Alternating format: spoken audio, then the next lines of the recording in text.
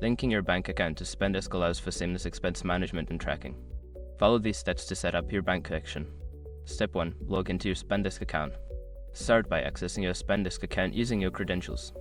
Ensure you have the necessary permissions to link a bank account. Step 2. Navigate to the bank linking section. Once logged in, go to the settings or financial section of your account. Look for an option labeled Bank Accounts or Link Bank. Step 3. Select your bank.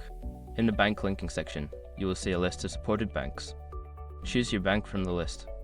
If your bank is not listed, check for any alternative linking methods provided.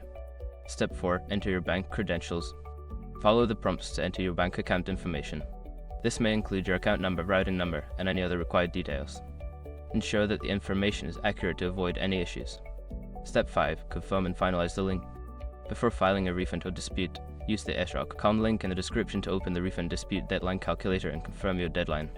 Now you are ready to manage your expenses efficiently with Spendesk.